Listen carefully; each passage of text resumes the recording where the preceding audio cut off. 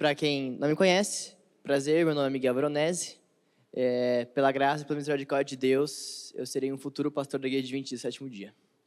E quando eu fui convidado para fazer essa mensagem, eu fiquei pensando muito sobre o que eu poderia compartilhar do que eu tenho aprendido durante o meu período do seminário. O seminário, ele traz muitas experiências, não só acadêmicas, mas também espirituais. E durante um desses dias do seminário, aconteceu que a gente teve uma aula muito interessante.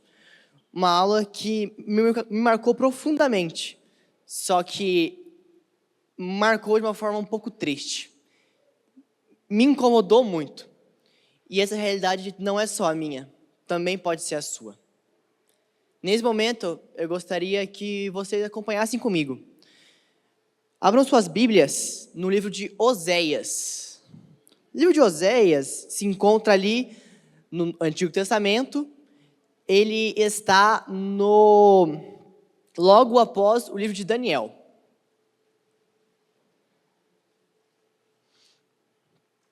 Enquanto vocês vão abrindo, eu queria que vocês pensassem comigo nessa história. Em 1944, teve um soldado japonês que, pelo nome de Onoda Hiro. Onoda Hiro, esse homem, ele foi selecionado para ficar nas Filipinas. E quando ele ficou lá nas Filipinas, para guardar o local, ele ficou garantindo que nada viesse a atrapalhar a missão, que é o quê? Manter o território do Império Japonês. Só que os anos passam, a Segunda Guerra acaba, e ninguém mais se lembra daquele homem. E de repente aquele homem que ficou lá apenas para a missão do Império Japonês, agora passa os próximos 32 anos, escondidos no meio da mata. Escondido no meio da mata porque não conseguiam mais achar ele. E toda vez que se brincavam com ele, ele achava que era o inimigo tentando atrapalhar. Até que um dia, um dos antigos tenentes do batalhão encontrou ele lá e pediu. A missão acabou. E aí então ele viveu a vida normalmente, ele foi perdoado, porque ele não tinha consciência sobre o que estava acontecendo sobre o Império Japonês. Mas é muito engraçado que às vezes a gente recebe missões, a gente recebe pedidos de Deus que parecem ser às vezes inacreditáveis. Mas quando a gente percebe, eles não são inacreditáveis. Somos nós que não estamos prontos para receber ainda. E o livro de Oséias, ela também vai contar essa história. O título desse sermão é Ali Mesmo Se Dirá a Eles. O livro de Oséias vai contar, agora no comecinho, uma coisa muito curiosa. Quando a gente vai ver quem é Oséias, a gente percebe algumas coisas muito curiosas. Primeira coisa, o livro de Oséias vai relatar que esse profeta vivia numa época muito específica. Ele vivia numa época entre 750, a 725. Uma época que era muito comum o quê? Os reis de Israel. Esses reis de Israel eram escolhidos por Deus para fazer o papel deles como líderes do povo. Outra coisa curiosa, Oséias, o seu nome significa salvação ou o Deus que salva. Só que é muito curioso, porque mesmo o profeta tendo esse nome, tinha uma coisa muito curiosa. O profeta, ele não só tinha o nome escolhido para passar a mensagem, mas para mostrar essa mensagem. Oséias, ele vivia num contexto onde os problemas da política estavam misturados com religião. Eu convido vocês a fazerem agora, junto comigo, a leitura do verso 1 e do verso 2. Vai dizer o seguinte: a palavra do Senhor que foi dirigida a Oséias, filho de Beeri, nos dias de Uzias, Jotão, Acás, Ezequias e os reis de Judá, e no dia de Jeroboão, filho do rei Joás, rei de Israel.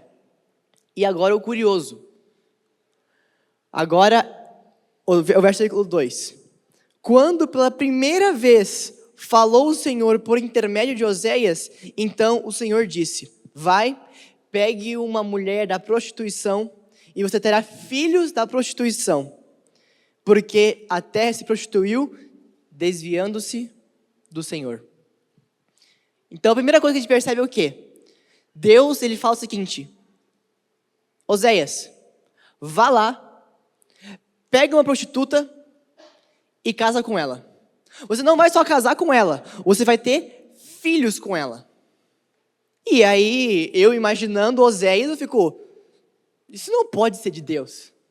Deus está me pedindo para me casar com uma mulher, não só que é adúltera, mas que vivia desse adultério. Aí quando a gente vai ver o versículo 1, quando a gente vai perceber as histórias dos reis, os reis, eles começaram a tomar rumos que não eram o que Deus queria. Eles se prostituíram. Eles largaram os caminhos do Senhor. E Deus agora, ele pega Oséias, ele pega a mensagem que Oséias faz, que iria escandalizar as pessoas. Isso era óbvio que iria escandalizar. Mas agora ele olha e fala assim, ó, tá vendo? Vocês reclamam que Oséias se casou com uma prostituta. Mas o que vocês fazem comigo? Vocês são o meu povo, e o meu povo vai lá e troca por outros deuses, troca por outros ídolos, troca por outras pessoas. Mas amigos, a primeira lição que a gente pode tirar hoje é: quem tem sido os seus outros ídolos? Quem são as pessoas, as coisas, quem são as atitudes que vocês fazem, ou que a gente faz, que estão fazendo uma traição com Deus? O que a gente tem feito para atrair a Deus? Seja alguma coisa do seu trabalho, da sua casa, eu não sei, amigos, mas a mensagem ela não para por aqui, a mensagem ela fica mais dura. A gente percebe agora, no versículo 3, do versículo 3 ao o 3, 4 e 5, eu acho que eu coloquei errado, 3, 4 e 5, agora a gente vai conhecer os três filhos que Deus pediu que Oséias tivesse para transmitir essa mensagem. Então, versículo 3, acompanha comigo. Foi-se então e pegou Gomer, filha de Iblaim, no caso, Gomer é a prostituta, e ela concebeu e deu o seu primeiro filho. Disse então o Senhor: põe no nome desse primeiro filho Jezreel, porque daqui a pouco castigarei pelo sangue de Jezreel a casa de Jeú, e farei cessar o reino da casa de Israel. Naquele dia quebrarei o arco de Israel no vale de Jezreel. Tá bom, Jezreel, Jeú, é muita confusão. Tudo bem, eu vou explicar porque quando a gente percebe que tem muito nome ali, confunde um pouco. Jezreel, a gente consegue perceber primeiramente que é um nome que remete à questão de derrubar sangue em excesso em Israel. Por quê? Ali você viu o nome de Jeú. Jeú, ele foi um rei de Israel que, quando a gente vai ver os relatos na Bíblia, vai contar que esse homem, ele era um bom rei no quesito político. Ele era um rei que ele conseguiu alcançar estabilidade civil, econômica, mas tinha um problema muito importante. Ele matou muita gente. Ele executava pessoas para conseguir essa paz, esse controle. Ele usou do excesso do pecado. Ele extrapolou o limite espiritual para alcançar o limite civil, o limite político. E aí vem uma coisa muito interessante. A denúncia que Deus faz agora, ele fala o seguinte, ó: sabe os pecados que você empurra para embaixo do tapete? Deus, ele se importa com isso. Eu cheguei no trabalho dos meus sonhos, mas se você mentiu, se você trapaceou para chegar lá, Deus, ele se importa com os meios. Eu finalmente consegui tirar 10 na prova. Eu passei de ano, mas eu colei o ano inteiro. Eu trapaceei. Deus, ele se importa com os meios.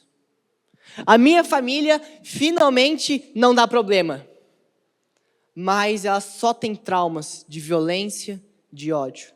Deus se importa com os meios. Era um zelo disfarçado de justiça. Tudo parecia tranquilo, porque estava justo. Não era isso. E nessa hora Deus ele fala para Oséias, através do filho: o povo que se finge ser o meu povo esconde os próprios pecados. Mas sabe de uma coisa? Agora o versículo ele fala que ele vai retirar esse arco assim. Ele vai retirar essa questão da aliança. É como se Deus agora remetesse ao passado, que naquela época falava que eu sou o Deus da aliança. Agora ele vai falar o seguinte: eu vou tirar vocês da aliança. E eu vou semear. Eu vou deixar que os assírios, eles espalhem vocês. Separem vocês. Porque vocês já não vivem como eu peço. Separação. Deus se importa com o meio que a gente vive. Em seguida, a gente vê para o segundo filho, Lo-Ruamá. Aqui vocês podem me acompanhar de novo a leitura, ali do verso 6 ao verso 8. Vai dizer o seguinte: tornou-se ela a conceber e deu à luz a uma filha. Disse o Senhor a Oséias: põe o nome de desfavorecida. Algumas traduções vão trazer não merecida ou não abençoada, né? Vão ter essa ideia de que a pessoa ela não tinha mais essa graça de Deus por cima. Porque eu não mais tornarei favorecer a casa de Israel para lhe perdoar. Porém, da casa de Judá me compadecerei e salvarei o Senhor, seu Deus, pois não os salvarei do arco, nem pela espada, nem pela guerra, nem pelos cavalos, nem pelos cavaleiros. Ou seja, agora nós vamos ver mais uma filha que vai fazer mais uma denúncia. Às vezes a gente acha, e é muito engraçado, a gente fala que não, Deus ele é paciente, e ele é benigno, e ele realmente é. Ele tem essa paciência para nos perdoar, para nos salvar. Mas tem que ter uma coisa muito importante. Uma hora a paciência acaba. E vamos ser sinceros. Cada um de nós também temos limite na paciência. Nós às vezes tentamos, nos estressamos, a paciência acaba. A gente esquece, às vezes a gente pensa que a paciência, ela não é um direito, ela é um presente. As pessoas, elas ganham a paciência, mas alguma hora o presente vai acabar. Uma hora a gente percebe que a denúncia que Deus agora faz é o seguinte: vocês não vão ter mais a minha paciência, já acabou. Vocês não só não vivem como eu peço, vocês agora vão sair da minha aliança, vocês não vão mais ter a minha consciência, vocês não vão ter mais a minha paciência para viver. E lentamente o povo de Israel vai percebendo: alguma coisa está errada. Tem algum problema muito sério. A culpa é como se o pai, lá no Antigo Testamento, não amasse mais os filhos. Não, mas não que não só amasse, mas não tinha mais paciência, de tanto que erra, de tanto problema que traz. E a cada denúncia, cada problema, a gente percebe: Deus está se comunicando também conosco. Não é só os meios, é a paciência. Quanto de nós temos estressado a Deus, temos batido contra Ele com essa cabeça teimosa de tentar fazer as coisas do nosso jeito, a paciência de Deus acaba. Tem uma história muito engraçada. Quando eu estava ali no ensino médio, eu tinha um costume muito curioso. A regra da onde eu estudava, no caso era um outro internato, é que você até podia deixar o celular no seu quarto. No entanto, ele tinha que estar na bancada de estudos. Ele não podia estar na cama, porque senão a gente ia virar à noite mexendo no celular. Tinha que estar na bancada. Só que eu, às vezes queria assistir um vídeo, queria jogar um pouquinho mais, queria mexer na rede social. E eu fui. Aí um dia sim, um outro dia não. Eu ouvia, às vezes, o monitor no corredor, aí eu escondia o celular. E eu fui testando a paciência. Até teve um dia que eu me acostumei. Eu nem me importava mais. Eu só pegava o celular e deitava na cama. E exatamente no dia em que eu peguei o celular e deitei na cama, foi quando o monitor entra no quarto, pergunta: Miguel, cadê teu celular? Não, meu celular, ele tá no armário, eu tranquei para ninguém pegar e tal. Abre lá então o armário, eu quero ver. E aí eu não sabia o que eu fazer, não tinha o que eu fazer. O celular estava embaixo do meu travesseiro, se eu fosse até o armário e não estivesse lá, ele ia achar mais suspeito. Mas eu não podia mentir mais. Aí eu fui. E não, mas tá sem bateria, não precisa pegar, tipo assim, tá aqui dentro, não, tudo bem, só me mostra que tá aqui dentro e eu saio. E eu enrolando e falo assim, seguinte, Miguel, se você não me mostrar o celular agora, eu pego você, levo até o preceptor, você vai tomar a sua ocorrência, no caso ali a notificação para os pais, e você vai ficar 1 mês sem seu celular. Sua comunicação com seus pais vai ser intermediada por nós, você não vai poder mais ter rede social e tal por 1 mês. Me mostra ou a gente tira.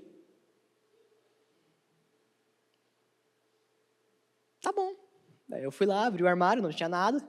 O cara, cadê o celular? Tá embaixo da minha cama, embaixo do meu travesseiro.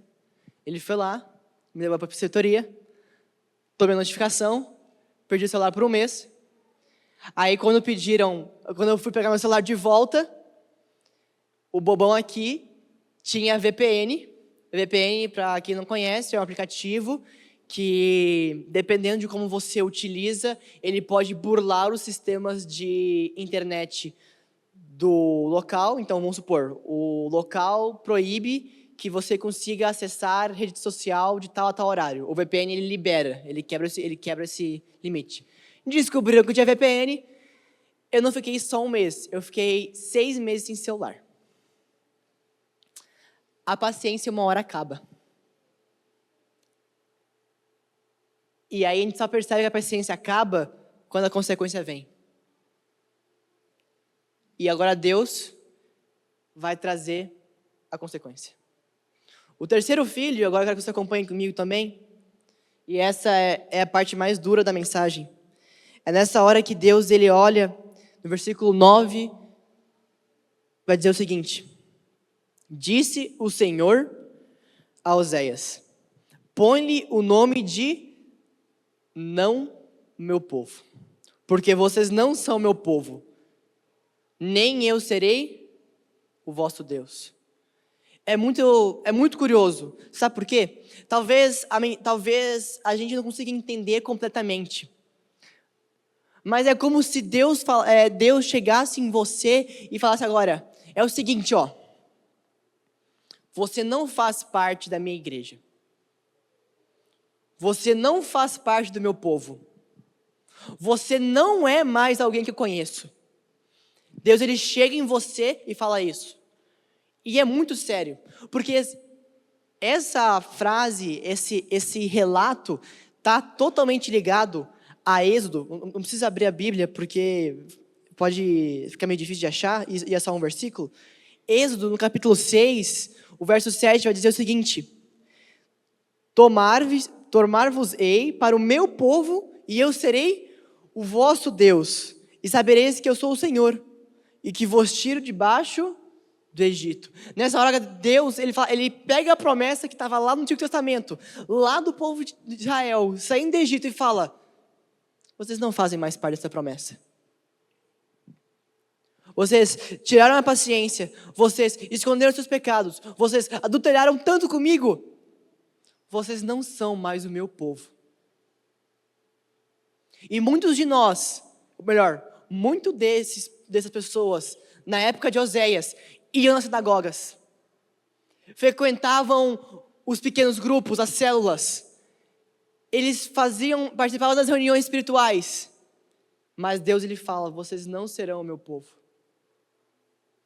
Muitos de nós viemos para a igreja, ouvimos a mensagem, vivemos tudo isso, mas Deus ainda fala: vocês não são o meu povo. Porque o problema aqui não está ligado em você bater presença no culto, ou você bater presença na escola sabatina, ou não é sobre apenas vir aqui, é sobre viver como Cristo pede, viver como Ele pede para nós. Porque os pecados eles podem estar escondidos, mas Deus Ele sabe. A gente pode já ter estressado tanto a Deus, a paciência ainda tem misericórdia de nós, mas uma hora a paciência vai acabar. Só que Deus agora fala assim: vocês me trocaram, vocês me estressaram, vocês acham que vivem como eu quero, mas vocês não são o meu povo.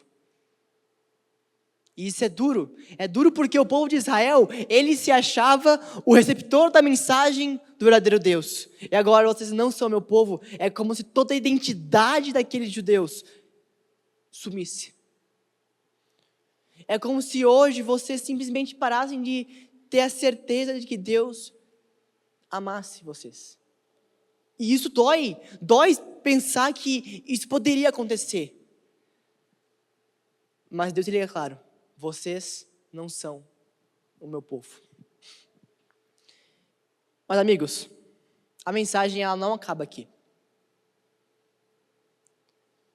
A gente sabe que mesmo com tudo isso, mesmo com tudo que a gente faz, que a gente fez, ou até mesmo que a gente pode estar pensando em fazer, Deus ele nos traz uma última mensagem.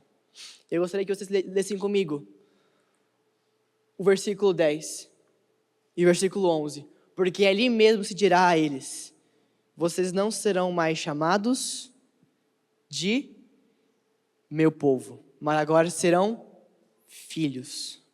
Versículo 10: todavia o número de filhos de Israel será como a areia do mar, que não se pode medir nem contar. E acontecerá que no lugar onde se lhe dizia: vós não são o meu povo, serão os filhos do Deus vivo. Os filhos de Judá e os filhos de Israel se congregarão e constituirão sobre si uma só cabeça, e subirão da terra, porque será grande o dia de Jezreel.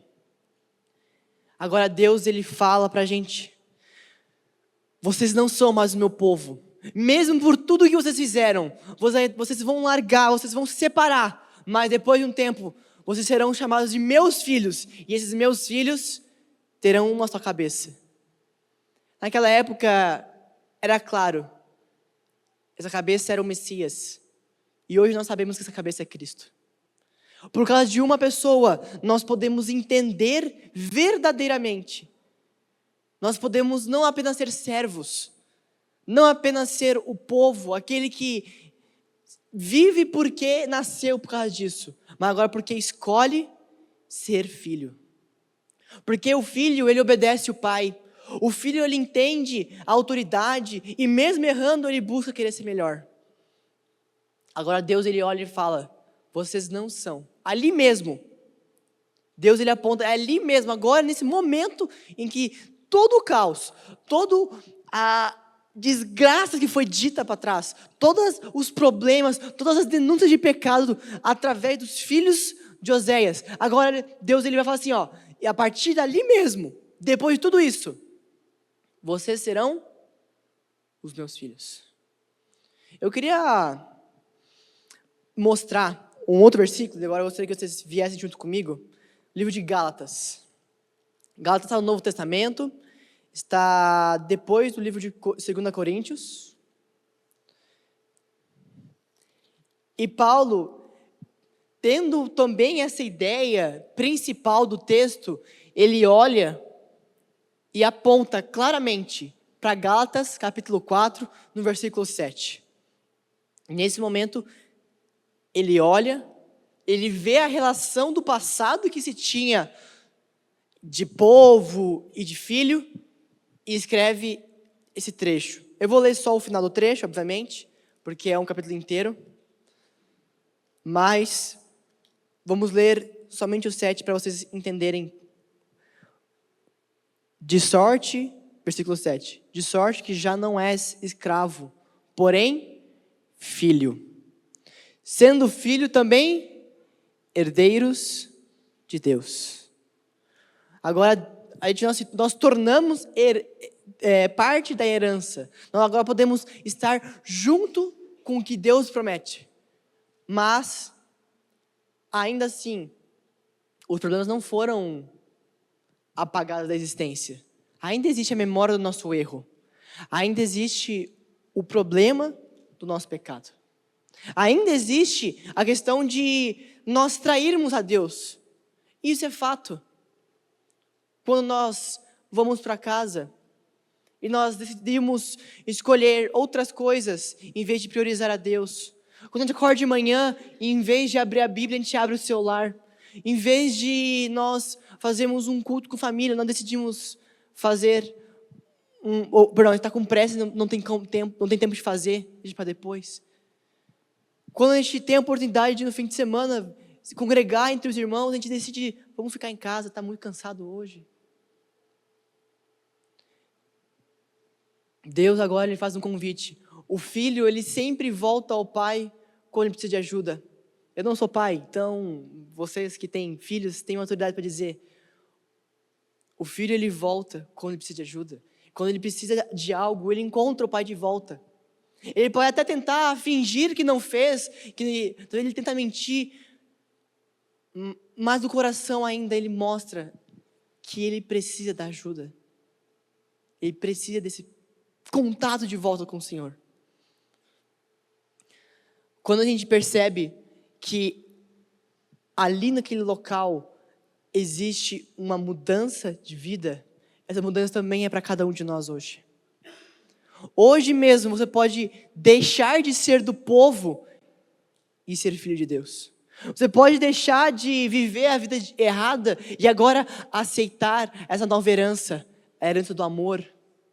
Aonde as suas traições espirituais, aonde as suas mentiras, os seus meios de esconder o pecado, ou até mesmo o momento em que parece que Deus não quer mais cuidar da gente, você pode deixar tudo para trás e dizer assim: Pai, me recebe de volta aos seus braços, me recebe de novo ao seu carinho, ao seu amor, me ajude agora novamente a estar em contato com o Senhor.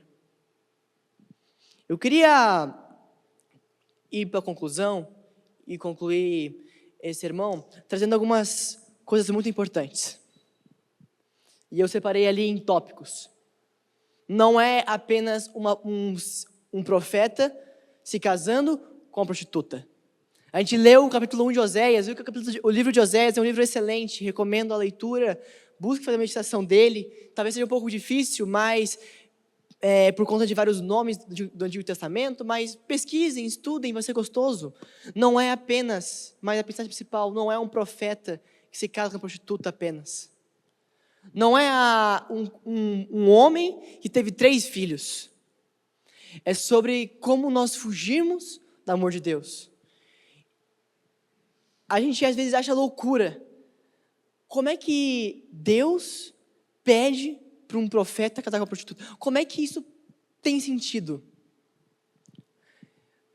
A gente não pode entender, se Oséias recebeu uma prostituta, como Cristo recebe nós. Porque a prostituta tinha todos os motivos para não ser amado, mas Oséias recebe como esposa. Nós tínhamos todos os motivos para não sermos amados por Deus, mas ainda assim, nós somos chamados para ser filhos. Nesse momento, Deus ele bota no seu coração, e no meu também, você fez isso, você cometeu esses erros. Todavia, porém, a sua vida agora pode mudar. Eu não sei como cada um veio para cá. Eu não sei como está seu coração, quais são as suas lutas, e eu sei que você tem suas lutas, tem suas dificuldades. Nesse momento, Deus ele pede uma coisa: entregue nas mãos dele. deixa para trás tudo que você fez e pede para que Ele reescreva a sua história. Agora, Gomer, a Bíblia não vai relatar mais depois, mas agora Gomer, ela não é mais conhecida como uma prostituta. Ela é conhecida como a esposa do profeta. A vida dela também muda. A sua vida também pode ser mudada. Nós todos somos prostitutos espirituais. Nós desvalidamos o sacrifício de Cristo. Mas agora Ele chama de volta e pede: volte para os meus braços. Eu vou chamar aqui o Elias. Ele vai cantar uma música. Essa música é sobre a ideia, como eu estava comentando, sobre Deus reescrever a história, porque Ele pode mudar a sua vida hoje. Eu não sei se você crê ou não, mas eu tenho certeza, eu posso te confirmar isso hoje. Deus, Ele pode reescrever a sua história. Ele pode Ele pode pegar todos os seus pecados e perdoar. Ele pode transformar você de uma prostituta espiritual para um filho de Deus. E tudo que Ele pede é um aceite do coração. Aceitar o convite dessa mudança de vida.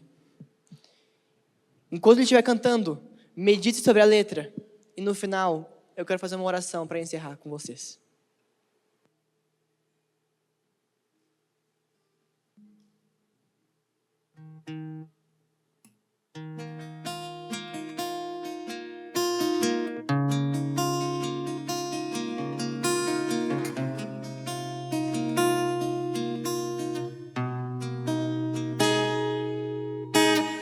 Como entender que Deus não muda se eu perder, e que essa história que eu quis pode ainda ter final feliz?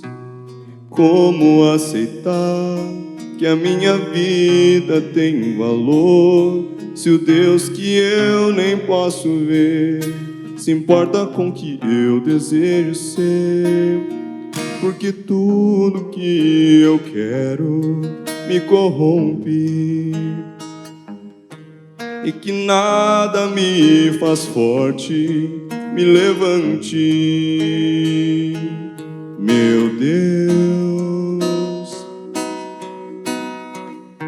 quero entregar a minha história, as páginas em branco, vencer, ó Deus, meu escritor. Vencer, o meu Senhor, apague tudo que eu já escrevi, os erros que eu fiz, escreve agora com teu sangue o meu final feliz.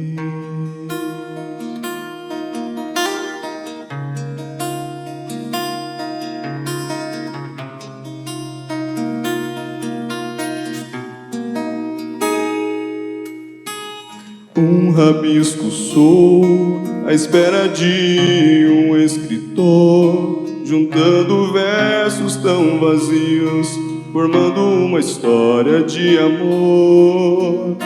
Não quero mais, Senhor, ser personagem e autor.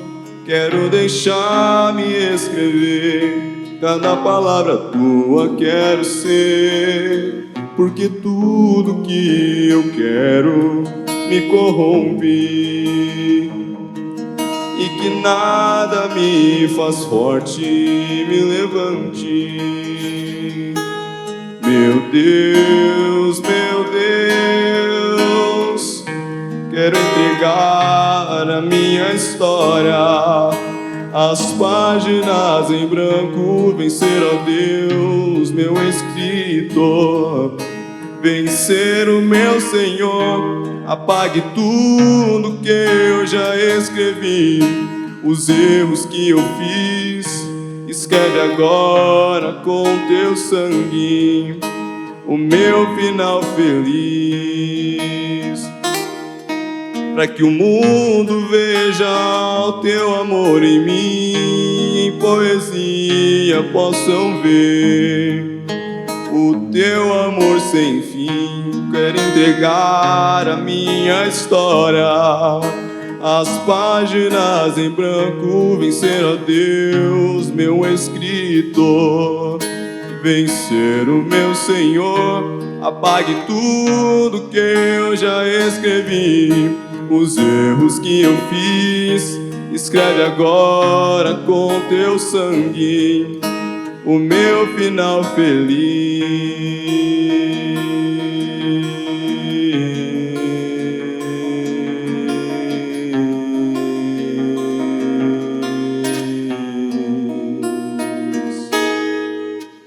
Amém.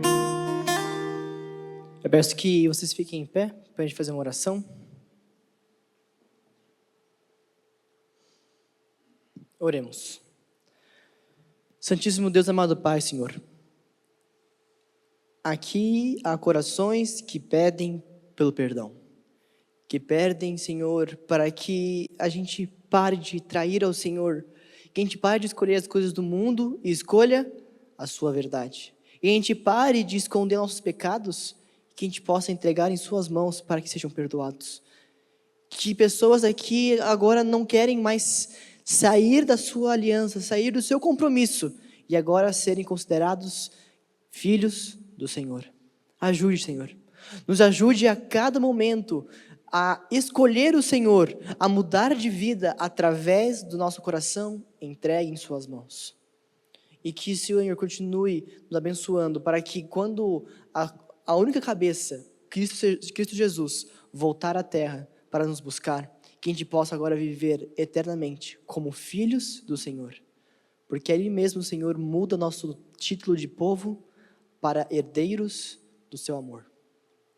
Nos dê agora também, Senhor, uma boa volta para casa, Senhor. Que o Senhor continue abençoando cada família aqui, abençoe também as suas necessidades, que a volta seja segura, e o Senhor acompanhe não só hoje, mas durante toda a semana. Isso que eu te peço e agradeço, em nome de Jesus. Amém.